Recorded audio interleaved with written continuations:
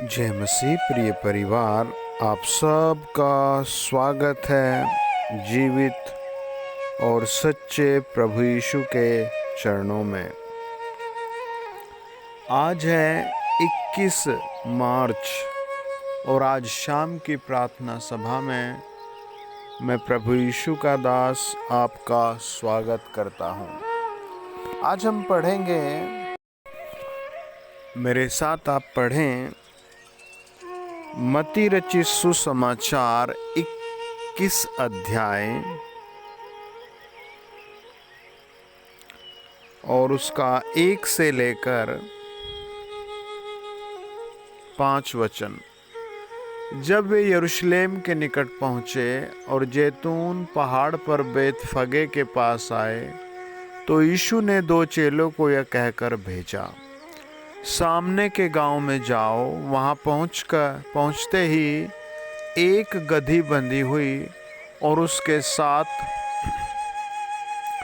बच्चा तुम्हें मिलेगा। उन्हें खोलकर मेरे पास ले आओ। यदि तुमसे कोई कुछ कहे तो कहना कि प्रभु को इसका प्रयोजन है, तब वह तुरंत उन्हें भेज देगा। यह इसलिए हुआ कि जो वचन भविष्यद्वक्ताओं के द्वारा कहा गया था वह पूरा हो। सिय्योन की बेटी से कहो, देख तेरा राजा तेरे पास आता है। वह नरम है और गधे पर बैठा है, वरन लादू के बच्चे पर है। आइए प्रार्थना करें। महान दयालु प्रभु यीशु मसीह, हम प्रार्थना करते हैं आप हमारी सहायता करें। ये वचन पढ़ने में, सुनने में, बोलने में, इस वचन के पढ़े जाने पर, सुने जाने पर हर एक परिवार को भलाई, शांति, उन्नति भरपूर मिले। राजाओं के राजा आप दया कीजिए, स्वर्ग खोलकर बड़ी बड़ी आशीषें दीजिए, बदलाव दीजिए। प्रभु आंसुओं को पहुँचिए, यीशु के नाम में आमीन। कुछ दिन पहले एक पीपल के पेड़ को काट रहे थे। जो लकड़ी काटते हैं वो पूरा खेत काट रहे थे। तो वहाँ पर एक पीपल का पेड़ भी था, तो बहुत पुराना था। कुछ लोग कहते हैं ये 50 साल पुराना था, कुछ लोग कहते हैं भाई ये उससे भी पुराना था।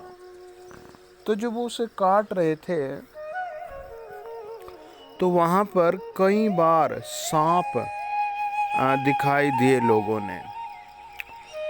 तो कई मजदूर काटने वाले उसे छोड़कर चले गए। लेकिन 2 बहुत जिद्दी आदमी थे, उन्होंने पूरी मशीन लाए और पेड़ को काट दिया और भरकर पहुंचाया, यानी मतलब हटाया। जिसने खेत साफ कराना था उसका खेत साफ करके दे दिया। एक बहन को अचानक ऐसी सांस लेने में प्रॉब्लम हुई तो वो हॉस्पिटल गई और कई सारे टेस्ट हुए तो डॉक्टर ने कई सारी गंभीर बीमारी और ट्यूमर उनको बताए। तो जीवन चारों तरफ काम कर रहा है ना। लोग जगह जगह काम कर रहे हैं, है ना। अलग अलग तरीके से चारों तरफ कुछ ना कुछ हो रहा है। आज प्रभु यीशु आपको, आपके घराने को अद्भुत आशीष देंगे। आप इस चीज पर बिलीव करें, आप इस चीज पर यकीन करें कि पवित्र आत्मा आज आपके घर में एक आशीष जोड़ेंगे। Praise the Lord. प्रभु की महान उपस्थिति बदलाव लाएगी, है ना। एक लड़का बहुत अच्छा वेल एजुकेटेड था और वो हमेशा अपनी जेब में एक क्रूस को रखता था। प्रत्येक जगह जहाँ भी जाता, जब भी वो क्लॉथ चेंज करता तो वो फोटो हमेशा क्रूस की फोटो अपनी जेब में रख लेता। है ना, हमेशा वो अपनी फोटो क्रूस की बदल लेता, कपड़े बदलता, फोटो अपने पॉकेट में रख लेता। एक दिन उसका एक्सीडेंट होते होते बच गया और वो जमीन पर गिरा। लोगों ने उसे उठाया और उसने उस क्रूस की फोटो को उठाया। आज हम पढ़ रहे हैं यरूशलेम में विजय प्रवेश, है ना, प्रभु यीशु का यरूशलेम में विजयी प्रवेश। कैसे प्रभु यीशु का वो वेलकम करते हैं, है ना, प्रभु यीशु को वो एक अद्भुत तरीके से, है ना, वेलकम करते हैं। और ये भविष्यवाणी कहाँ लिखी थी? सियोन की बेटी से कहो, देख तेरा राजा तेरे पास आता है, वह नरम है और गधे पर बैठा है। तो पवित्र शास्त्र में यानी बाइबल में ये गवाही, ये भविष्यवाणी कहाँ लिखी है ना? हम पढ़ते हैं जकरिया 9 अध्याय 9 वचन में लिखा है, हे सियोन बहुत ही मगन हो, हे यरूशलेम जय जयकार कर, क्योंकि तेरा राजा तेरे पास आएगा, वह धर्मी और उद्धार पाया हुआ है, वह दीन है और गधे वरन गधी के बच्चे पर चढ़ा हुआ आएगा। मैं एप्रेम के रथ और यरूशलेम के घोड़े नष्ट करूंगा और युद्ध के धनुष तोड़ डाले जाएंगे, और वह जाति जाति में से शांति की बातें कहेगा। वह समुद्र से समुद्र तक और महानंद से पृथ्वी के दूर दूर के देशों तक प्रभुत्व करेगा, है ना। ये किसके विषय में लिखा है? प्रभु यीशु के विषय में, है ना। ये प्रभु यीशु के विषय में भविष्यवाणी है कि प्रभु यीशु मसीह ऐसा करेगा।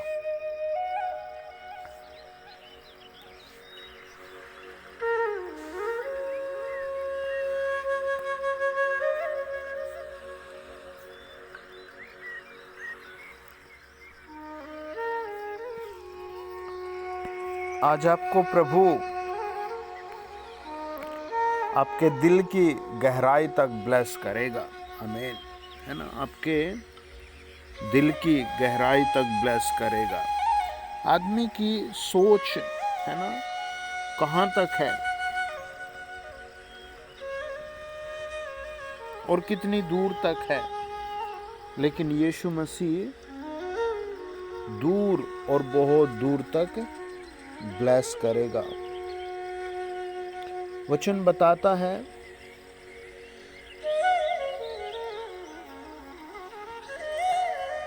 कि प्रभु यीशु गधे पर बैठकर आए। कोई भी राजा कभी भी गधे पर बैठना पसंद ही नहीं करेगा। हर एक राजा अपने लिए हाथी या अपने लिए कोई ऐसा बड़ा प्रबंध कराता है जिस पर वो शाही और भरपूर दिखाई दे। लेकिन प्रभु यीशु गधे पर बैठकर आए, है ना। प्रभु यीशु ने गधे की, ऐसा क्यों, है ना। प्रभु यीशु ने गधे पर ही बैठकर क्यों आए, गधे की ही सवारी को क्यों चुना? देखिए, आप मेरे साथ पढ़े यशायाह 62 अध्याय 11 वचन। देखो, यहोवा ने पृथ्वी की छोर तक इस आज्ञा का प्रचार किया है, सियोन की बेटी से कहो, देख तेरा उद्धार करता आता है, देख जो मजदूरी उसको देनी है वह उसके पास है और उसका काम उसके सामने है। तो आपको प्रभु यीशु एक बड़ी अच्छी मजदूरी देंगे। आपने जो उपवास रखे, जो प्रार्थनाएं की, उसका प्रतिफल आपको प्रभु देंगे, है ना। उसका प्रतिफल यीशु मसीह आपको देंगे। आपकी मजदूरी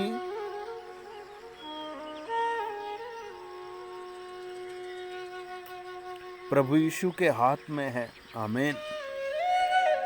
आपने कई बार देखा होगा किसी की सैलरी 5 महीने की गायब हो जाती है ना, खो जाती है, नहीं मिलती है ना, झगड़े हो जाते हैं, कुछ ना कुछ प्रॉब्लम हो जाती है। प्रभु यीशु आपकी मजदूरी देंगे। प्रभु यीशु के पास वो मजदूरी है जिसकी आपको ज़रूरत है ना, जो आपका हक है। मेरे साथ देखिए, आप पढ़ें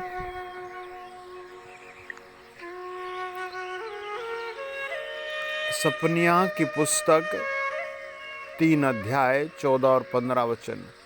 हे सियोन ऊंचे स्वर से गा, हे इज़राइल जय जयकार कर, हे यरूशलेम अपने संपूर्ण मन से आनंद कर और प्रसन्न हो। यहोवा ने तेरा दंड दूर कर दिया है, तेरा शत्रु भी दूर किया गया है। इज़राइल का राजा यहोवा तेरे बीच में है, इसीलिए तू फिर विपत्ति न भोगेगी। ये बात प्रभु ने सपनिया की पुस्तक में कही है ना। आज बहुत अलग अलग तरीके से लोग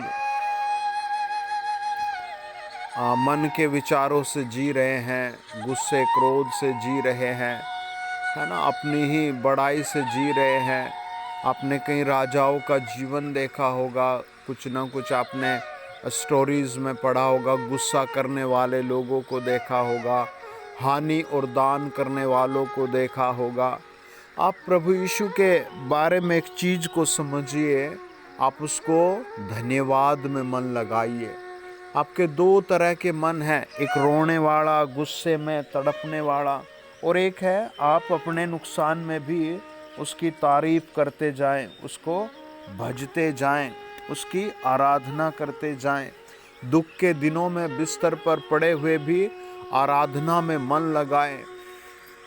जब आपका मन धन्यवाद में होता है तो बाइबल कहती है, सपनिया की पुस्तक 3 अध्याय 16 और 17 वचन, उस समय यरूशलेम से यह कहा जाएगा, हे सियोन मत डर, तेरे हाथ ढीले न पड़ने पाए, तेरा परमेश्वर यहोवा तेरे बीच में है, वह उद्धार करने में पराक्रमी है, वह तेरे कारण आनंद से मगन होगा, वह अपने प्रेम के मारे चुपका रहेगा, फिर ऊंचे स्वर से गाता हुआ तेरे कारण मगन होगा।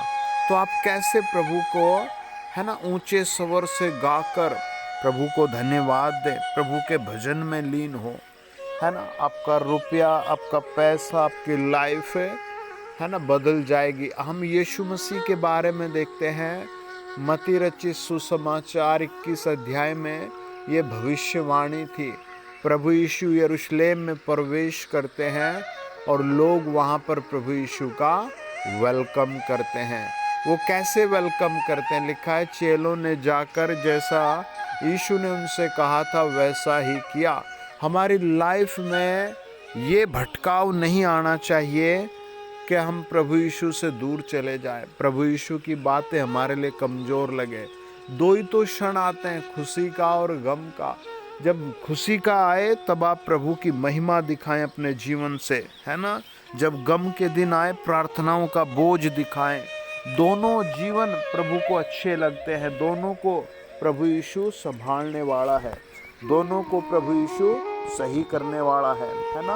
आपकी लाइफ को सीन और अधूरा नहीं रखेगा प्रभु, आपको प्रभु बनाएगा, है ना, बेहतरीन बनाएगा। आप उसके चुने हुए जन हैं। जिस दिन आप ये फैसला कर लेंगे मैं उसका चुना हुआ हूँ, इस बात को समझ जाएंगे मैं प्रभु यीशु का चुना हुआ जन हूँ, उस दिन आपके चेहरे पर कोई और चीज़ की फिक्र नहीं होगी, किसी और चीज़ का, है ना, भरोसा नहीं होगा। वचन कहता है, चेलों ने जाकर जैसा यीशु ने उनसे कहा था वैसा किया, है ना। उनके मन में प्रभु यीशु के विचारों को, आज्ञा को टालने का अवसर भी आता है। वो कई बार अपने मन से भी काम करते हैं, लेकिन वो जितनी बार अपने मन से काम करते हैं उतनी बार वो असफल होते हैं। इसीलिए वो अब जो कुछ प्रभु यीशु कहते हैं वही करते हैं, और जब वो प्रभु यीशु की बात मानते हैं तो वो सफलता और 100 गुना की आशीष लेकर आते हैं अपने घर में, अपने उन सारी चीज़ों में जो प्रभु यीशु ने उनसे कही थी। प्रभु यीशु ने क्या कहा, जाओ तुम्हें सामने के गांव में ये चीज़ मिलेगी, और वो गए और वही चीज़ मिली, है ना। और वो आए वापस लेकर के, प्रेज द लॉर्ड, है ना, खाली हाथ नहीं आए, उनका जाल भरा हुआ था। वचन बताता, और गधी और बच्चे को लाकर उन पर और अपने कपड़े डाले और वह उन पर बैठ गया। तब बहुत से लोगों ने अपने कपड़े मार्ग में बिछाए और अन्य लोगों ने पेड़ों से डालियां काट काट कर मार्ग में बिछाई। हालेलुया, है ना।